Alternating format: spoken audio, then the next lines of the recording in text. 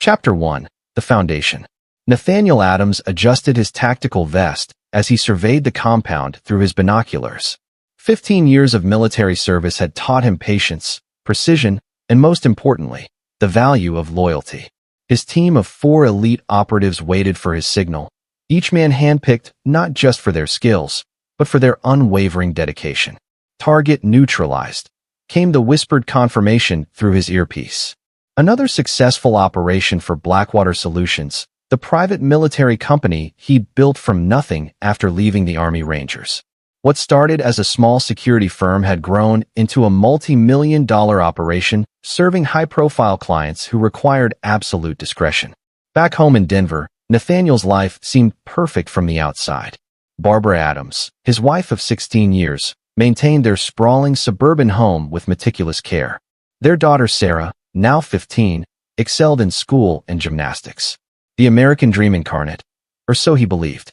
Barbara had once been everything he wanted. They'd met during his early military days when she worked as a nurse at the base hospital. Her auburn hair and infectious laugh had captivated him instantly.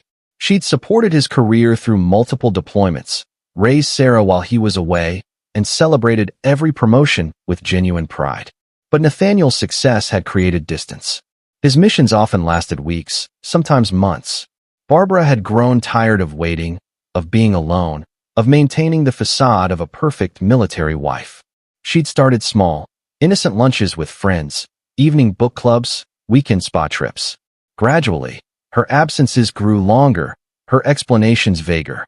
Malcolm's story had entered their lives 2 years ago as Barbara's brother Rick's business partner.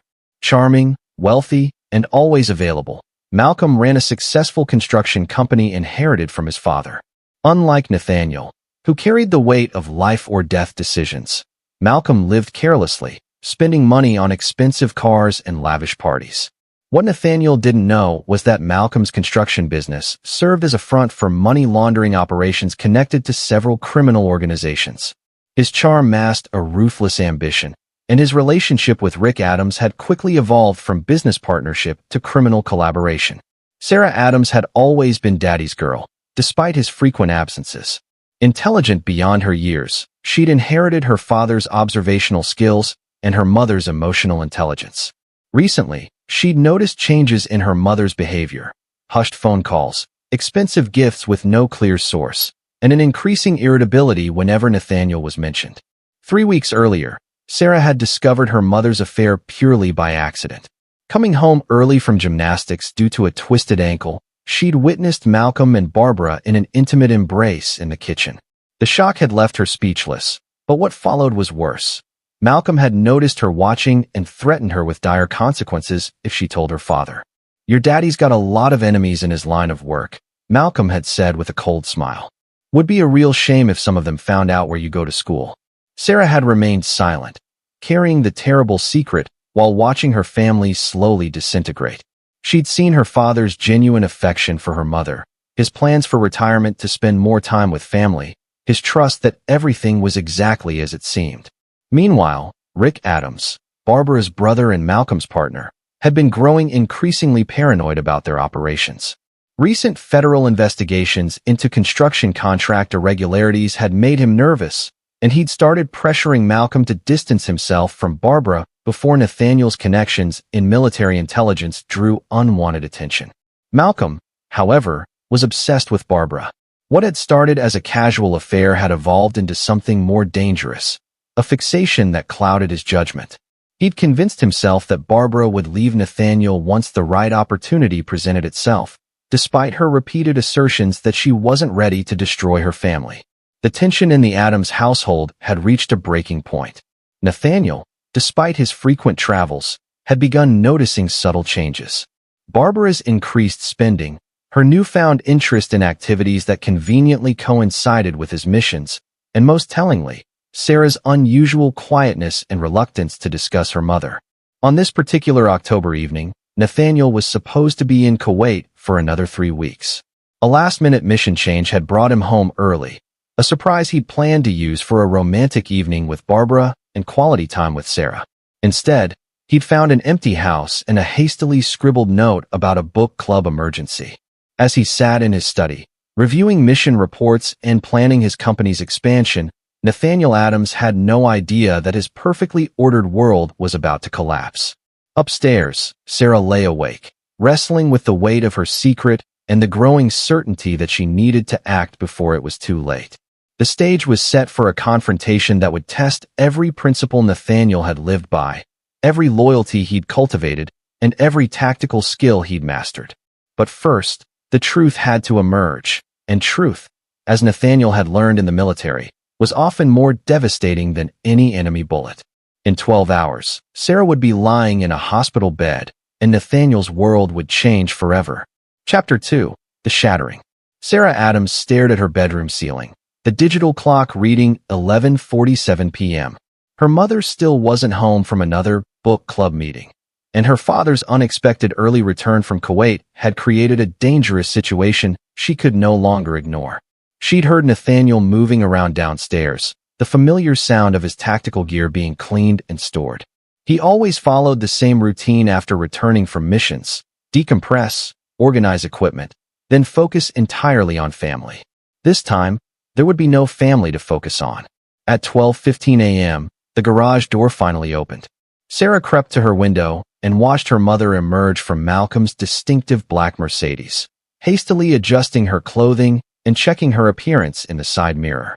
The casual intimacy of the scene, Malcolm's hand on Barbara's waist, her easy laugh at something he whispered, made Sarah's stomach turn. She'd made her decision. Her father deserved the truth, regardless of the consequences Malcolm had threatened. But as Sarah reached for her bedroom door, she heard voices from the hallway below. Malcolm had followed Barbara inside, a brazen move that spoke to either incredible arrogance or dangerous desperation. "He's supposed to be gone for 3 weeks, Barbara was whispering urgently.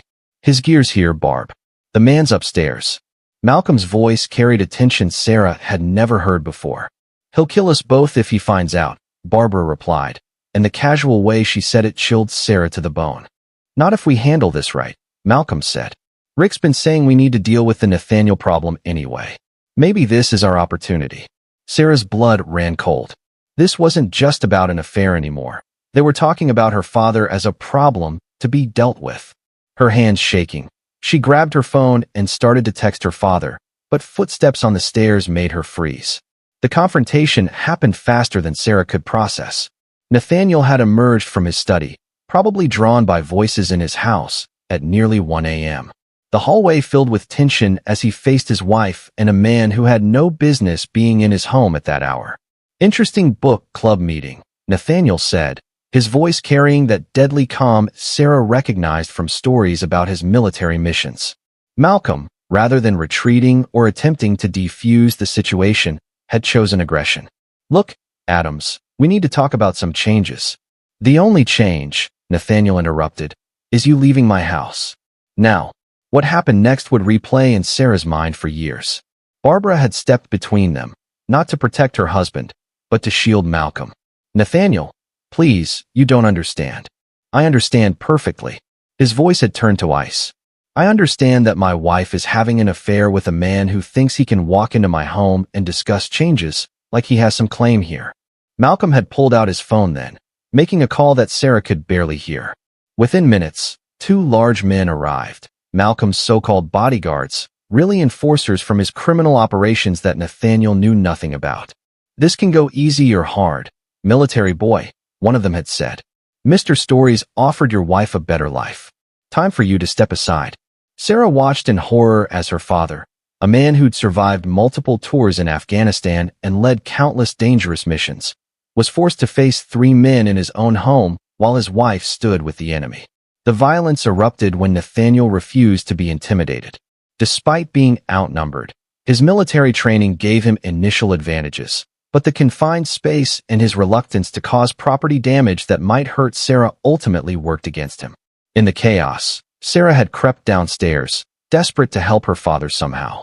That's when Malcolm spotted her. "The kid's seen too much," he'd told his men. His earlier charm completely vanished.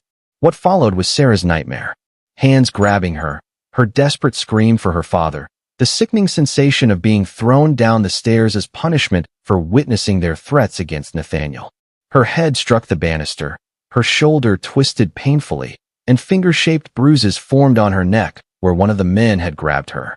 "Touch my daughter, and I'll hunt you all to the ends of the earth," Nathaniel had roared, but the men were already dragging him toward the door.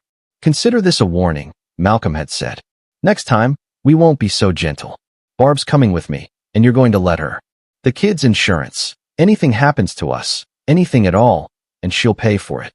They'd left Sarah crumpled at the bottom of the stairs, barely conscious, while they forced Nathaniel outside. She'd managed to call 911 before passing out, her last conscious thought being that she'd failed to save her father. The hospital had been a blur of x-rays, questions, and her growing terror that her father might be dead. When Nathaniel finally arrived at the emergency room, his face bore fresh cuts and his knuckles were bloodied, but his eyes held something Sarah had never seen before, a cold, calculating fury that made her both relieved and frightened. "Dad?" she'd whispered when he reached her bedside. "I caught Mom with Uncle Rick's partner Malcolm in your bed earlier. When I tried to tell you tonight, his bodyguards were there. They threw me down the stairs. They were drunk and said you're their next target to eliminate." The doctor had leaned in then, his voice low. "She has finger marks on her neck, Mr. Adams. This wasn't an accident." Sarah watched her father's expression transform. The loving parent disappeared, replaced by someone she'd only heard about in whispered stories from his military colleagues. His phone emerged, and he typed a single word, "Home."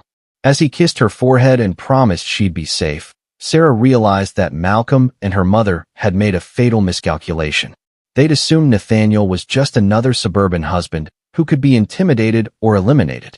They had no idea they'd just declared war on a man who'd spent 15 years learning how to hunt and destroy enemies far more dangerous than them. The old Nathaniel Adams, the trusting husband and father, had died tonight. What emerged was something far more dangerous.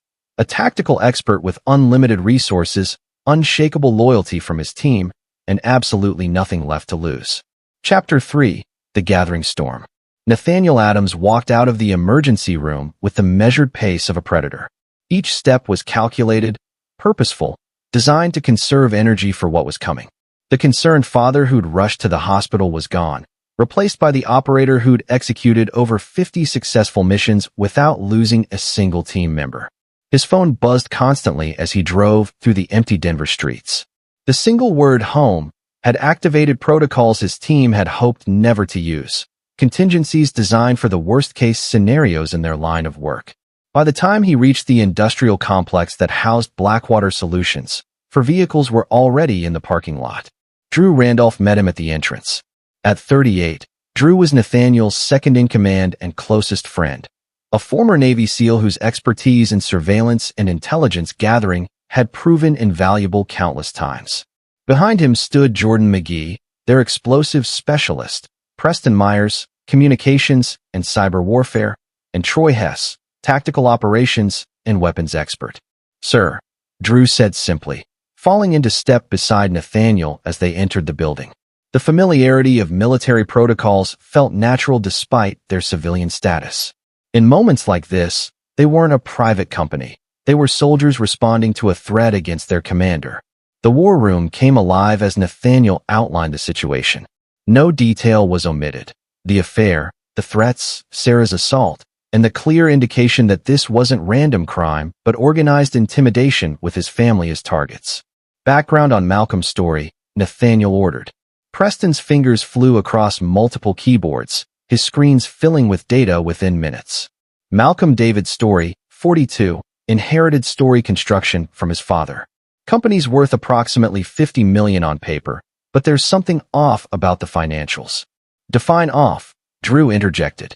"Revenue doesn't match project scope. They're booking massive profits on contracts that shouldn't generate those margins. Shell companies, offshore accounts, and several contracts with entities that don't exist outside of paperwork." Jordan leaned forward. "Money laundering?" "That's my assessment," Preston confirmed. "And it gets worse. Story Construction has been awarded several municipal contracts through a bidding process that Rick Adams, Barbara's brother, apparently influenced through his position in the city planning department. The puzzle pieces were forming a picture that made Nathaniel's blood run cold.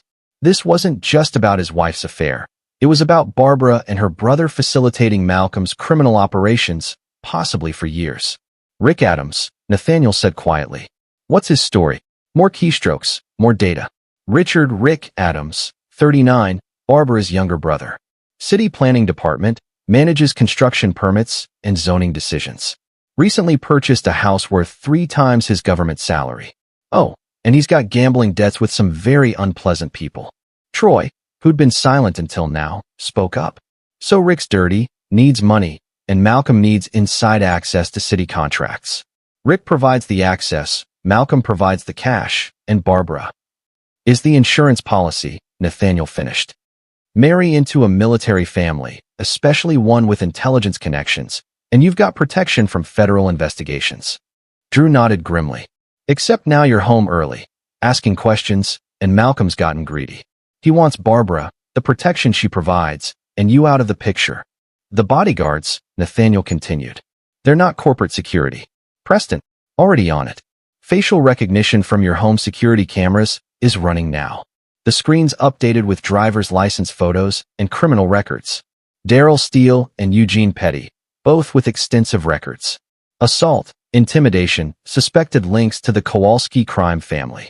The Kowalski name made everyone in the room tense. The family controlled a significant portion of Denver's underground economy, from drugs to illegal gambling to construction rackets. If Malcolm was connected to them, this situation was far more dangerous than a simple affair. So we're not just dealing with a cheating wife and her boyfriend, Jordan summarized. We're looking at organized crime, municipal corruption, and threats against your family. Nathaniel stood, moving to the wall of monitors displaying everything they discovered. His mind was processing tactical options, risk assessments, and response strategies with the same methodical approach he'd used in war zones. Sir, Drew said carefully, we need to consider involving federal authorities. RICO charges, racketeering, corruption. No. Nathaniel's voice was final. Federal investigations take months, maybe years. They threaten my daughter. They put their hands on her. He turned to face his team. We handle this ourselves. What are you thinking? Troy asked. Malcolm Story believes he's untouchable because he's got dirty cops, city officials, and crime family backing. He thinks intimidating me will solve his problems. Nathaniel's smile was cold. He's about to learn the difference between scaring civilians and threatening operators. Preston's computer chimed with an alert. Sir, we've got movement. Surveillance at your house shows Malcolm's Mercedes back in your driveway. He's inside with Barbara. The audacity was staggering. Less than 6 hours after assaulting Sarah and threatening Nathaniel, Malcolm was back in the house, apparently confident that his intimidation tactics had worked. He's claiming territory, Drew observed. Moving Barbara's things, establishing presence. Classic power play. Then it's time for a counter-move, Nathaniel replied. But we do this smart. Malcolm thinks he's playing chess while we're playing checkers. Time to show him he's wrong. As dawn broke over Denver, Nathaniel Adams began planning something that would have been impossible for the trusting husband of yesterday. But that man was gone, destroyed by the sight of finger marks on his daughter's neck and the knowledge that his wife had chosen sides against him. What remained was a tactical genius with 15 years of experience in asymmetric warfare, unlimited resources, and a team of elite operators who would follow him into hell. Malcolm Story and his associates had made one critical error. They'd assumed they were predators hunting prey. They were about to discover they'd actually cornered something far more dangerous. Chapter 4. The chess game begins. Malcolm Story stood in what used to be Nathaniel Adams' bedroom, watching Barbara pack her belongings with an arrogance that would have been amusing if it weren't so dangerous. He'd returned to claim his prize, confident that the previous night's demonstration had broken any resistance. What Malcolm didn't know was that his every move was being watched. Preston Myers sat in a surveillance van 3 blocks away, monitoring feeds from microcameras his team had placed throughout the house during the chaos of the previous evening. Advanced listening devices captured every conversation, every phone call, every whispered plan. He's getting comfortable, Preston reported through the encrypted channel, making calls about moving Barbara to his penthouse permanently. In the Blackwater war room, Nathaniel studied the feeds with the patience of a sniper. Audio on the phone calls. Crystal clear. He's talking to someone named Uncle Joey, likely Joseph Kowalski, head of the crime family, discussing cleaning up loose ends and making sure the soldier boy doesn't become a problem. Drew leaned over Nathaniel's shoulder. They're planning to eliminate you. Not just intimidate, eliminate. Good, Nathaniel replied, surprising his team. Let them think they're in control. Jordan, what's the status on story construction? Jordan McGee looked up from his laptop, a slight smile playing at his lips. Interesting developments. Turns out their insurance policies have some very specific clauses about criminal activity. Also, their primary concrete supplier had a massive computer glitch this morning. All of Malcolm's orders got mixed up with everyone else's. Define glitch, Drew said. The kind that happens when Preston gets creative with their ordering system. They've got concrete deliveries scheduled for 17 different locations today, none of which they actually ordered. Nathaniel nodded approvingly. And their bank accounts? Also experiencing technical difficulties. Apparently, their automated payroll system developed a bug that's trying to pay their workers triple overtime for the past 6 months. The bank's frozen all transactions pending review. Troy looked confused.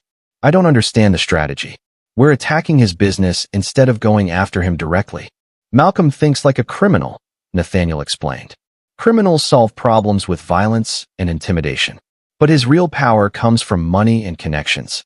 We destroy those, and he becomes just another thug with delusions of grandeur. Preston's voice crackled through the speakers. Sir, we've got incoming intel. Rick Adams just arrived at the house, and he looks panicked. The audio feed picked up Rick's agitated voice immediately. Malcolm, we've got problems. The FBI called about irregularities in the city planning database. They're asking questions about construction permits. What kind of questions? Malcolm's confidence was beginning to crack. The kind that suggests someone's been digging through our records. And that's not the worst part. 3 of our shell companies got audit notices this morning. In the war room, Nathaniel's team exchanged glances. They hadn't initiated any federal investigations, which meant someone else was closing in on Malcolm's operations. Preston, trace those FBI calls, Nathaniel ordered. Already on it. Sir, the calls came from Agent Lauren Benson, Financial Crimes Division. She's been investigating construction industry corruption for 8 months. So Malcolm's been under federal scrutiny for months, and now we've accelerated their timeline, Drew observed. He's about to get desperate. Desperate people make mistakes, Nathaniel agreed. Troy, what's our tactical assessment if this goes kinetic? Troy Hess consulted his tablets displaying building schematics and personnel files. Malcolm's got 4 bodyguards total, Steele and Petty, who we've met, plus 2 others. Street thugs, not professionals. They're strong-arm intimidation, not tactical operators. Weapons, standard street criminal loadout. Handguns, maybe a shotgun or 2. Nothing sophisticated. Jordan interrupted. Sir, I'm reading massive chatter on police frequencies.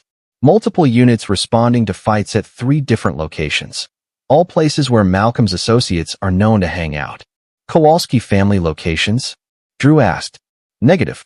These are Malcolm's personal crew, the guys who handle his dirty work. Seems like they're all getting into simultaneous altercations with unknown assailants. Nathaniel frowned. This wasn't their operation. Preston, any intel on who's hitting Malcolm's people? Still working on it, but, sir, there's something else. Barbara just made a call to someone named Miguel Mack. Audio quality isn't great, but it sounds like she's asking for protection. The name Miguel Mack made everyone in the room pause. He was a known associate of various criminal organizations, someone who provided security services to people who couldn't rely on police protection. She's calling in her own backup, Drew realized. Barbara isn't just a victim in this. She's an active participant. Run a full background on Barbara Adams, nay Barbara Wallace, Nathaniel ordered. Go back to before we met. Everything. As Preston's investigation deepened, the picture that emerged was devastating. Barbara Wallace had a sealed juvenile record, connections to criminal families through childhood friendships, and a nursing career that had ended abruptly due to allegations of drug theft, charges that were mysteriously dropped. Sir, Preston said quietly, your wife wasn't seduced into this life. She's been part of it all along. The revelation hit Nathaniel like a physical blow.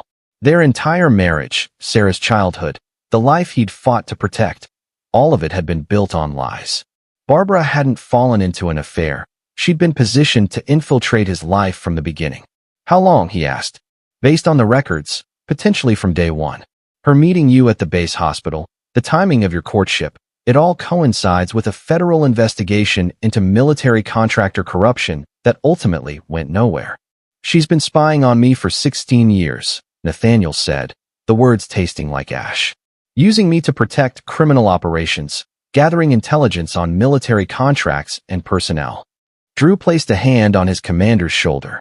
"Sir, we need to consider that Sarah might be in more danger than we realized. If Barbara's been deep cover this long, and now her operation's falling apart, she'll cut ties and run," Nathaniel finished. But not before eliminating witnesses. The game had changed. This wasn't about a woman who'd strayed from her marriage. It was about a decades-long infiltration operation that was now collapsing. Malcolm might think he was the predator, but Barbara was the real threat. And somewhere in Denver, people were systematically attacking Malcolm's organization while federal agents closed in on his operations. Too many moving pieces, too many unknown players. Nathaniel Adams had walked into a war zone, and he still didn't know who all the enemies were.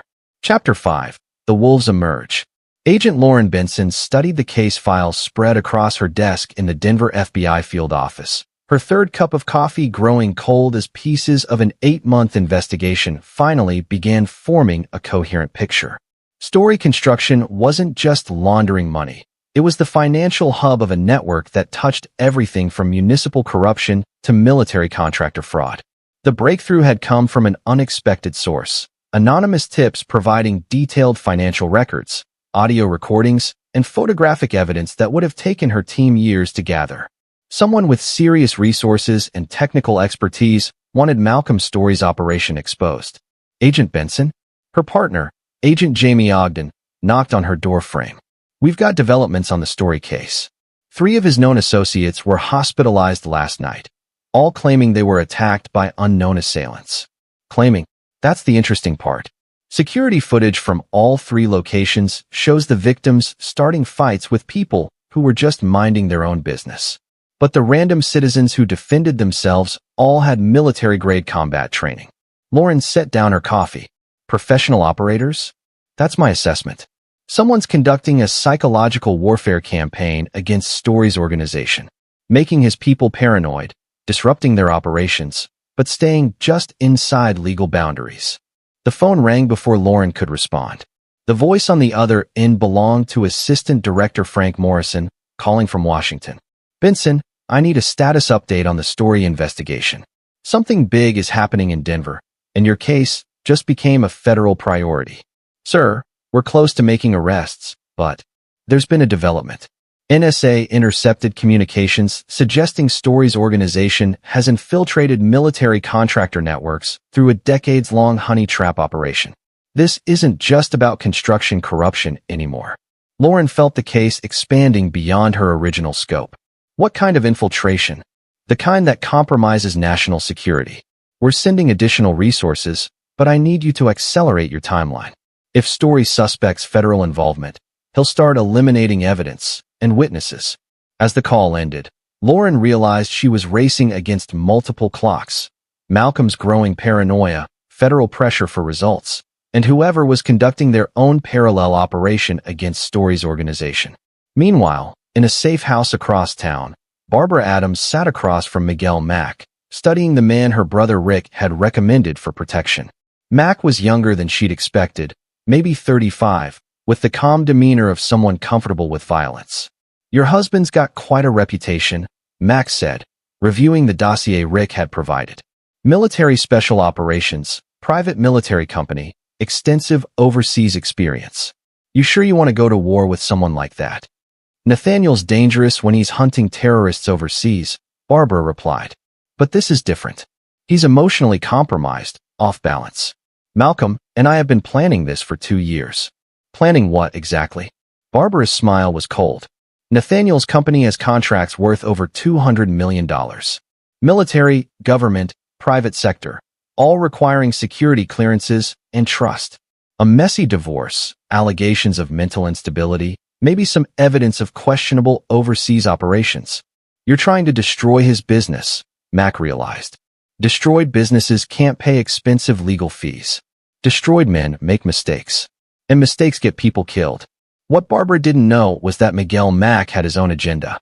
He'd been turned by federal authorities 6 months earlier, trading information about criminal organizations for immunity on weapons charges.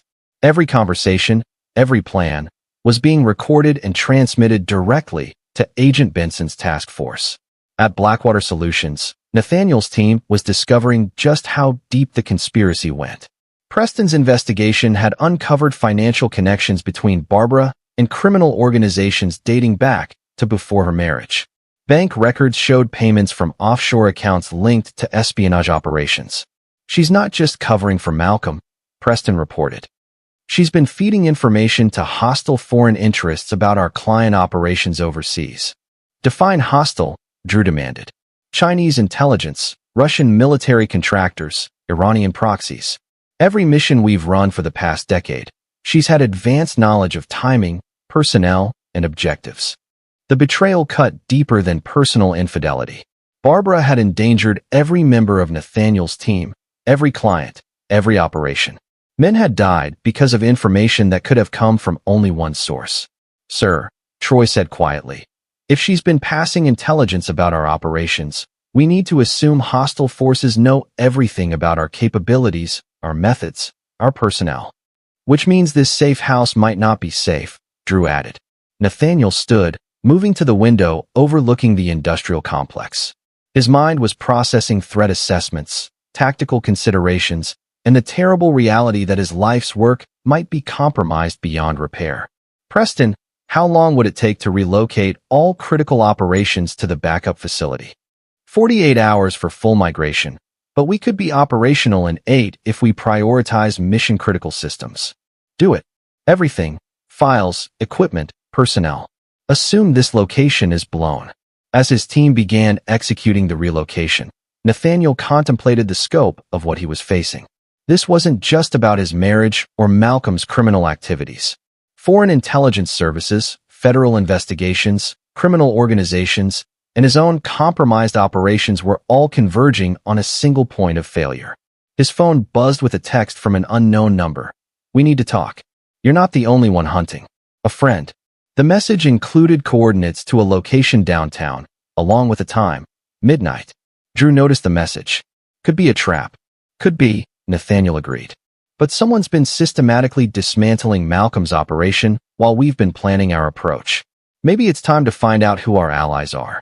As evening fell over Denver, multiple forces were converging. Agent Benson was preparing arrest warrants based on intelligence from Miguel Mack. Barbara and Malcolm were planning Nathaniel's destruction, unaware that their conversations were being recorded. Unknown operators were continuing their campaign against Malcolm's associates. And somewhere in the shadows, someone with enough resources to conduct sophisticated surveillance and enough knowledge to stay ahead of federal investigations was orchestrating a game that made everyone else's plans look like amateur hour. Nathaniel Adams was about to discover that in the world of betrayal and revenge, the most dangerous enemies were often the ones you never saw coming. Chapter 6. The Devil You Don't Know. The abandoned warehouse in Denver's industrial district looked like countless others. Rusted metal, broken windows, and the kind of isolation that made it perfect for clandestine meetings. Nathaniel arrived at 11:45 p.m., 15 minutes early as tactical doctrine demanded, his team positioned in overwatch positions around the perimeter. He wasn't alone in being cautious. Drew's voice crackled through his earpiece. "Sir, we've got at least 3 counter-surveillance teams already in position." Whoever called this meeting brought serious backup. At exactly midnight, a figure emerged from the shadows, a woman in her 40s, moving with the controlled grace of someone accustomed to dangerous situations. She was alone but clearly confident in her security arrangements. "Mr. Adams," she said, stopping 10 feet away. "Thank you for coming. I'm Agent Lauren Benson, FBI Financial Crimes Division." Nathaniel studied her carefully. "Federal agent. Not what I was expecting." "I imagine not. Your situation has become complicated. Malcolm Story's organization is facing pressure from multiple directions, and frankly, your private war is interfering with an 8-month federal investigation." "I wasn't aware there was a federal investigation." "There are a lot of things you're not aware of," Benson replied. "For instance, your wife's criminal activities predate your marriage by 15 years. She's not just a bored suburban housewife who fell into crime. She's a career criminal who married you as part of a long-term operation." The words hit harder than Nathaniel expected, despite his team's recent discoveries. What kind of operation? Intelligence gathering, financial access, protection from federal scrutiny. Your military background, your security clearances, your business connections, all of it made you an ideal target for infiltration. Benson stepped closer, her voice dropping. But here's what you really need to know. Barbara Adams isn't working for Malcolm Story. Malcolm Story is working for her. The revelation reframed everything. Malcolm wasn't the predator who'd seduced Nathaniel's wife. He was another pawn in a game that Barbara had been playing for decades. The construction business, the money laundering, even the Kowalski family connections, they all trace back to Barbara. She's been using your marriage as cover while building a criminal empire that spans 3 states. Nathaniel's tactical mind processed the implications. And now her operation is falling apart. Federal heat, your unexpected return, the systematic dismantling of her support network. She's losing control, which makes her extremely dangerous. You said systematic dismantling. That's not your operation. Benson smiled grimly. No, that's someone else entirely. We've been trying to identify who's been conducting psychological warfare against Story's organization. Professional-grade operations, military precision, resources that suggest either foreign intelligence or a very sophisticated private actor. Any theories? 1. Barbara's operation involved selling intelligence about American military contractors to hostile foreign governments. If one of those contractors discovered the betrayal and decided to take direct action, they'd want her network destroyed before federal authorities could expose their own vulnerabilities, Nathaniel finished. Exactly. You're not just dealing with your wife's betrayal. You're caught in the middle of a shadow war between criminals, federal authorities, and unknown actors who might be far more dangerous than either. Drew's voice interrupted through the earpiece. Sir, we've got movement. Multiple vehicles approaching from 3 directions. Benson tensed, her hand moving toward her weapon. That's not my backup. The warehouse filled with the sound of vehicles surrounding the building. High-powered engines, coordinated timing, professional deployment. Whoever was coming had military-grade organization. This is why I wanted to meet, Benson said urgently. Your wife knows about this meeting. She's got sources inside law enforcement, inside military contracting, inside places that should be secure. Tonight's a trap. For which one of us? Both. She's been playing every side against each other, using information to manipulate outcomes while staying invisible. But now she's desperate, and desperate people make terminal mistakes. The warehouse doors burst open simultaneously from 3 directions. Armed figures in tactical gear poured in, but something was wrong with their deployment. They weren't coordinating like professional operators. They were moving like criminals with military equipment. Federal agents. Benson shouted, drawing her weapon. Drop your weapons. The response was immediate gunfire, but not aimed at her, aimed at Nathaniel. This wasn't an arrest operation. It was an assassination attempt designed to look like a federal raid gone wrong. Nathaniel dove behind concrete barriers as bullets sparked off metal and concrete around him. His earpiece crackled with Drew's urgent voice. Sir, these aren't federal agents. We're reading radio chatter in a language that sounds like. The transmission cut off as explosions rocked the warehouse's exterior. Someone was attacking his overwatch positions, using the warehouse assault as a distraction for a larger operation. Benson, Nathaniel called out. How many people knew about this meeting? Just my immediate team, she replied, returning fire at the advancing figures. Unless your team's compromised too. The realization hit them both simultaneously. Barbara's network wasn't just criminals and foreign intelligence. It included corrupt federal agents, compromised military personnel, and resources that stretched far beyond what either of them had imagined. As the firefight intensified, Nathaniel's phone buzzed with a text message from Barbara. Goodbye, darling. Thanks for 15 wonderful years. Don't worry about Sarah. She'll be well taken care of. The message was timestamp synced with a video attachment. Sarah, unconscious in what looked like a medical facility, with machines monitoring her vital signs and an 4-line in her arm. Barbara hadn't just betrayed him. She'd taken his daughter. Benson, Nathaniel shouted over the gunfire. My daughter, they've got my daughter. Then we'd better survive this, she replied, dropping one of the attackers with a precise headshot. Because if Barbara is cleaning house, your daughter's not the only one in danger. The warehouse had become a war zone, with Nathaniel and Agent Benson trapped in the center of a storm that involved corrupt federal agents, foreign operatives, and a criminal network that had been playing everyone against each other for years. And somewhere in Denver, a 15-year-old girl was being held as insurance in a game that had just turned lethal for everyone involved. Chapter 7. The Hunter Becomes Hunted. The warehouse firefight lasted 17 minutes, an eternity in combat terms. When the smoke cleared, 8 attackers lay dead, their equipment revealing a disturbing truth. Military-grade weapons purchased through legitimate channels, suggesting the corruption in Barbara's network extended into defense contracting. Agent Lauren Benson knelt beside one of the bodies, checking identification. Mercenaries, not federal agents. But someone fed them intelligence about this meeting, our positions, even our backup protocols. Nathaniel's earpiece crackled back to life. "Sir, we're taking heavy casualties. Preston's hit, and Jordan's pinned down in Building C. These aren't street criminals, they're trained operators. Drew, status on exfiltration routes. All primary routes are blocked. They've got the entire complex surrounded with professional precision. This is a coordinated elimination operation." Benson looked up from the body. "Mr. Adams, I need you to understand something.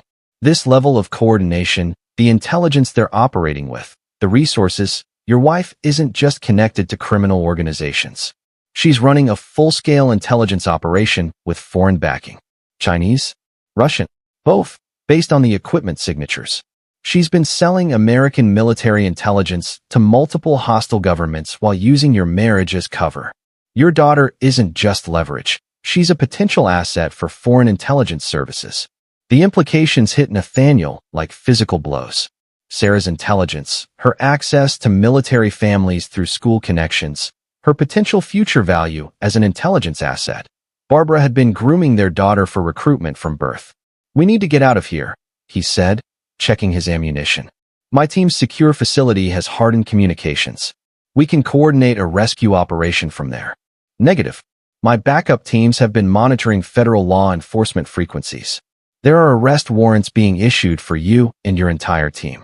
Charges include arms trafficking, mercenary activities, and conspiracy against the United States." "Based on what evidence?" "Evidence that Barbara's been fabricating for years. Financial records showing payments from hostile governments, audio recordings of conversations that never happened, documentation of weapons sales to terrorist organizations." Nathaniel realized the scope of the trap. Barbara hadn't just been gathering intelligence, she'd been preparing to destroy him completely, using the federal government as her weapon. "So we're fugitives now?" "Only if we play by her rules," Benson replied. "But I've got 8 months of investigation into her network, including communications intercepts that prove the evidence against you is fabricated. The problem is getting to federal authorities who aren't compromised." An explosion rocked the warehouse as their attackers began using heavier weapons. Through the windows, Nathaniel could see vehicles that looked like federal law enforcement. But given the night's revelations, appearances meant nothing. "Sir," Drew's voice was urgent through the earpiece. "We've got incoming helicopters with federal markings, but they're not broadcasting proper identification codes. Recommend treating as hostile." "Agreed. Initiate Shadow Protocol." Shadow Protocol was Blackwater's ultimate contingency. Complete operational security breakdown. Assume all communications compromised. Operate as if surrounded by hostile forces with unknown capabilities. Benson frowned. "What's Shadow Protocol?" "Something we hoped never to use on American soil," Nathaniel replied. "We're going completely dark. No phones, no radios, no digital communications. If Barbara's network includes compromised federal agents, then normal law enforcement channels are hostile territory. Then how do we coordinate a rescue operation for your daughter?" Nathaniel's smile was cold. "The same way we've been conducting operations in hostile territory for 15 years. We hunt. But first, they had to escape the warehouse alive. The attackers were closing in with systematic precision, and the helicopters were deploying additional personnel. Professional tactics, unlimited resources, and the apparent backing of corrupt federal authorities. Benson, your investigation. Who else has copies?" "My partner, Agent Ogden, and Assistant Director Morrison in Washington. But Morrison was the one who accelerated our timeline, which means he might be compromised too." Barbara's had 16 years to identify and cultivate sources throughout the federal government. The warehouse was becoming untenable. Smoke from explosions was making breathing difficult, and the attackers were using thermal imaging to track their positions. Within minutes, they'd be overwhelmed. There's another option, Benson said reluctantly. My investigation uncovered communications about a rival faction within Barbara's network. Someone who's been systematically eliminating her associates over the past week. The unknown operators who've been hitting Malcolm's people? Not unknown anymore. Based on intercepted communications, it's a Chinese intelligence cell that Barbara double-crossed. They paid her for exclusive access to American military intelligence, but she's been selling the same information to Russian and Iranian contacts. So we've got Chinese intelligence operators conducting their own war against Barbara's network. And they want her eliminated as much as you do, probably more. Betraying foreign intelligence services tends to have permanent consequences. The sound of approaching footsteps made them both freeze. Multiple teams were converging on their position with professional coordination. In seconds, they'd be overrun. Benson, can you contact the Chinese operators? Are you suggesting what I think you're suggesting? I'm suggesting that sometimes the enemy of your enemy is the only ally you've got. And right now, I care more about getting my daughter back than I do about geopolitics. That's treason, Mr. Adams. Only if we get caught. And only if the government we'd be betraying isn't already compromised by the same people we're fighting. As armed figures appeared at the warehouse entrances, Nathaniel Adams made a decision that would have been impossible for the patriotic soldier of a week ago. But that man's world had been built on lies, and his daughter's life hung in the balance. Sometimes survival meant making deals with devils you'd never imagine meeting. Chapter 8. Enemy of my enemy. The Chinese safe house looked like any other Denver apartment building from the outside, but the interior revealed a sophisticated intelligence operation that made Nathaniel reconsider everything he thought he knew about foreign espionage on American soil. Agent Lauren Benson sat across from Colonel Chen Wei, a woman in her 50s whose calm demeanor barely concealed years of operational experience. They'd escaped the warehouse through intervention that came from an unexpected source. Chinese operatives who'd been monitoring Barbara's network far longer than anyone realized. Mrs. Barbara Adams has been playing a very dangerous game, Colonel Chun said in perfect English. She accepted payment from 3 different intelligence services for the same information, believing she could maintain the deception indefinitely. How long have you been tracking her? Benson asked. 18 months. Initially, we believed she was simply a well-positioned asset with access to American military intelligence. The discovery that she was simultaneously working for Russian and Iranian contacts changed our assessment significantly. Nathaniel studied the woman across from him. Enemy or ally? She represented his best chance of finding Sarah. What do you want from us? Mrs. Adams has become a liability that threatens ongoing operations in multiple countries. Her network's exposure will compromise Chinese assets throughout your government and military. She must be eliminated before federal authorities can fully investigate her connections. In exchange for your daughter's location, the resources to extract her safely, and documentation proving that all charges against you and your team are fabricated. Benson leaned forward. You're asking us to commit murder. I'm offering to solve multiple problems simultaneously, Chen replied.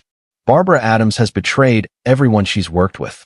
Her own criminal associates, foreign intelligence services, even her family. She will not stop until everyone who threatens her is dead. Including Sarah, Nathaniel realized. Once Barbara's cleaned house and eliminated all threats, my daughter becomes unnecessary. Chen nodded. A 15-year-old with detailed knowledge of her mother's operations and foreign intelligence connections cannot be allowed to live if Barbara hopes to disappear successfully. The tablet in front of Chen displayed real-time surveillance footage from multiple locations. Malcolm's penthouse, Rick Adams' house, several safe houses used by Barbara's associates. The scope of Chinese surveillance was staggering. How many people are in your network? Nathaniel asked. Enough to have been monitoring your wife's activities for months. We know about the money laundering, the municipal corruption, the military intelligence sales. We also know that she's been preparing to eliminate everyone connected to her operations, including Malcolm Story. Malcolm doesn't know? Mr. Story believes he's Barbara's partner. In reality, he's been her tool for accessing construction contracts and municipal corruption. She's been planning his elimination since the beginning. Chun activated additional screens showing financial records, communication intercepts, and surveillance footage that painted a picture of Barbara as a master manipulator who'd been playing multiple sides for decades. The federal investigation led by Agent Benson was anticipated and planned for. Barbara has been feeding false information to accelerate federal timelines while preparing to eliminate key witnesses. By the time arrests are made, everyone with real knowledge of her operations will be dead. Except us, Benson said. Except you. Which is why tonight's events were designed to eliminate both potential threats and create plausible explanations for your deaths. A federal agent and a private military contractor killed in a warehouse shootout with international criminals. Very convenient narrative. Nathaniel's phone buzzed with another message from Barbara, this one containing a video of Sarah in what appeared to be a medical facility. His daughter was conscious but restrained, with medical equipment monitoring her vitals. She's drugging her, he said, his voice deadly calm. Keeping her sedated for transport. Mrs. Adams has been preparing extraction routes to 3 different countries, all with favorable extradition policies for someone with her financial resources, Chen confirmed. Your daughter is intended as insurance during the transition. Insurance against what? Against the possibility that some of her former associates might survive her cleanup operation and seek revenge. A child provides leverage and sympathy that money alone cannot purchase. The sophistication of Barbara's operation was staggering. 15 years of intelligence gathering, network building, and preparation for multiple contingencies. She'd anticipated federal investigation, foreign intelligence betrayal, even her husband's potential discovery of her activities. Show me where she is, Nathaniel said. Chen hesitated. The operation we're proposing is not without significant risks. Barbara's current location is protected by remaining associates, private security, and potentially corrupt federal agents. A direct assault would be suicide. Then what do you suggest? Psychological warfare. Barbara's greatest weakness is her need to control all variables. We provide her with false intelligence suggesting that her extraction routes have been compromised, her foreign contacts have been arrested, and her financial assets have been frozen. Force her to panic and make mistakes, Benson understood. Precisely. A panicked criminal makes irrational decisions. She will attempt to accelerate her timeline, potentially exposing vulnerabilities that can be exploited. Nathaniel studied the surveillance feeds showing his daughter's location. Medical facility, multiple guards, sophisticated security systems. A direct assault would indeed be suicide, especially if Barbara was willing to use Sarah as a shield. There's another consideration, Chen continued. Your team, the survivors from tonight's attack, are currently trapped at your secure facility. Federal agents, possibly legitimate ones, have the building surrounded. They will be arrested within hours unless alternative arrangements are made. What kind of alternative arrangements? The kind that require cooperation between parties who would normally consider each other enemies. As dawn approached over Denver, Nathaniel Adams found himself contemplating an alliance that would have been unthinkable a week ago. Chinese intelligence, federal agent Lauren Benson, and his own compromised team against a criminal network that included his wife, corrupt government officials, and multiple foreign intelligence services. The irony wasn't lost on him. The most patriotic thing he could do was work with foreign agents to expose domestic treason. And the only way to save his daughter was to trust people who, under any other circumstances, would be his enemies. Colonel Chun, he said finally, what do you need from us? Her smile was cold and professional. Simply put, Mr. Adams, we need you to be exactly what your wife has spent 15 years claiming you are. A ruthless operator with no regard for legal niceties and unlimited resources for conducting illegal operations. The difference being? This time, it will actually be true. Chapter 9. The Price of Truth.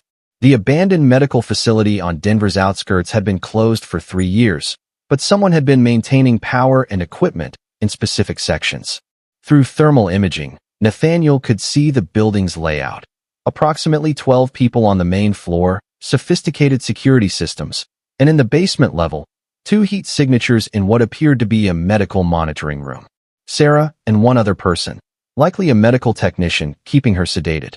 The building's original blueprints show multiple entry points, Colonel Chin reported through encrypted radio. However, Barbara's people have modified the structure significantly.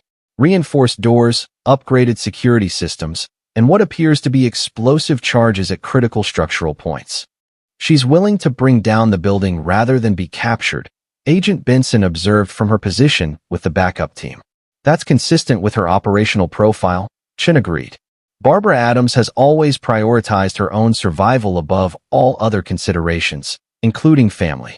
Nathaniel adjusted his tactical gear, checking weapons and communications one final time.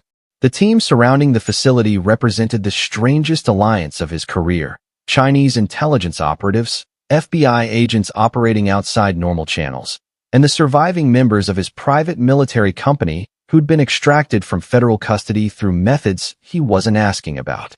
Drew's voice came through the earpiece. "Sir, Preston's confirmed that Barbara's been monitoring police frequencies. She knows about the federal task force positions, which means she's probably tracking our movements too. Assume all electronic communications are compromised," Nathaniel replied. "From this point forward, we operate on visual signals only." The assault plan was elegantly simple. Create multiple simultaneous pressures that would force Barbara to make rapid decisions while limiting her options for escape or retaliation. Chinese operatives would jam electronic systems and create false emergency signals suggesting federal raids at multiple locations.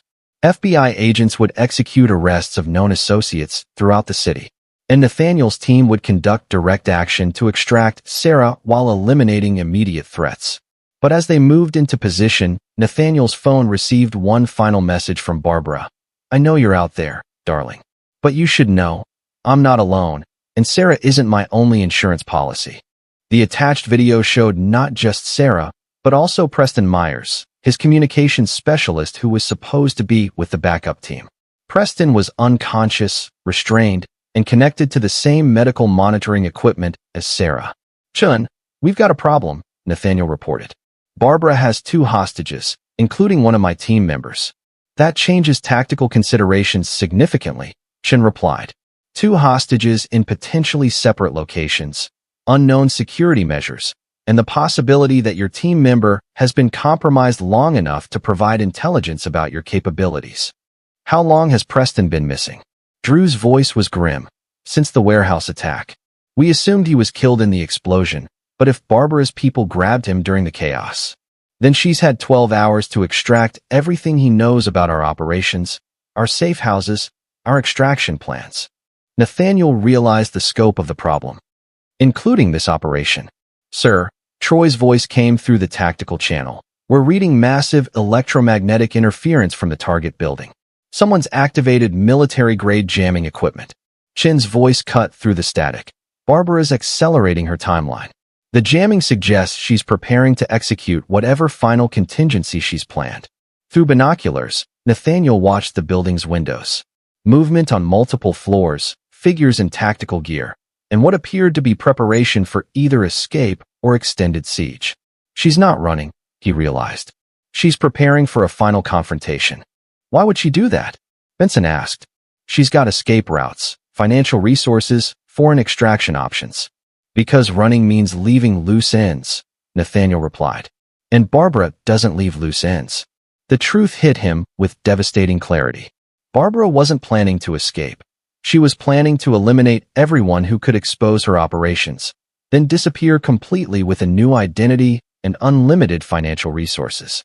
Sarah and Preston weren't just hostages. They were bait to draw in everyone who could threaten her future security. "It's a trap," he announced. "The entire operation is designed to get us all in one location where she can eliminate every threat simultaneously." The building's explosive charges, Chen understood. She's planning to bring down the entire structure with everyone inside. "How long do we have?" "Unknown. But given the electromagnetic signatures we're reading, she's got enough explosive material to level several city blocks." Nathaniel faced an impossible choice: abort the operation and abandon Sarah and Preston, or proceed knowing they were walking into a trap that could kill everyone involved. "Sir," Drew said quietly, "whatever you decide, we're with you." "This isn't your fight anymore," Nathaniel replied. "Barbara's my wife, Sarah's my daughter.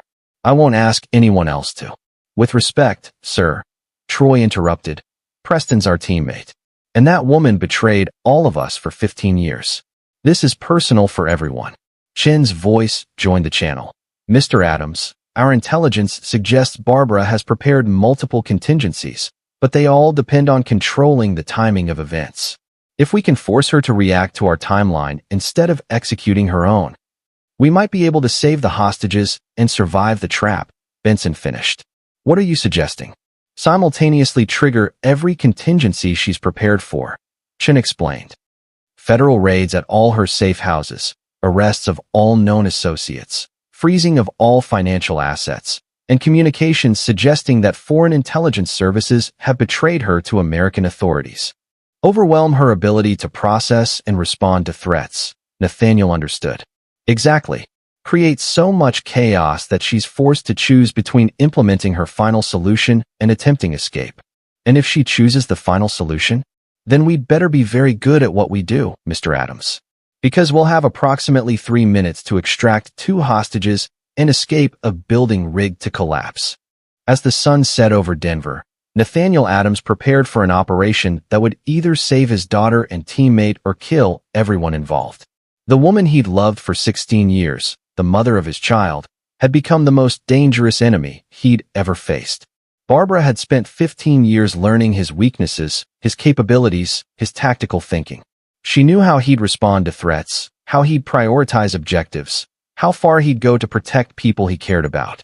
But there was one thing Barbara hadn't learned in 15 years of deception: what Nathaniel Adams was capable of when he stopped being a husband and father and became something far more dangerous, a predator with nothing left to lose. The final confrontation was about to begin, and only one of them would walk away. Epilogue. 6 months later.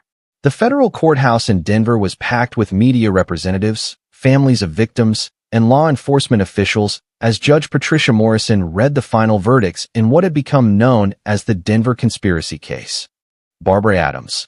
Life in prison without possibility of parole on charges of treason, espionage, conspiracy to commit murder, and terrorism. Her network's exposure had led to the largest counterintelligence investigation in decades. Malcolm Story, 25 years for money laundering, racketeering, and conspiracy. His construction empire had collapsed within weeks of the arrests. Rick Adams, 15 years for corruption and conspiracy. His cooperation with federal authorities had earned him a reduced sentence.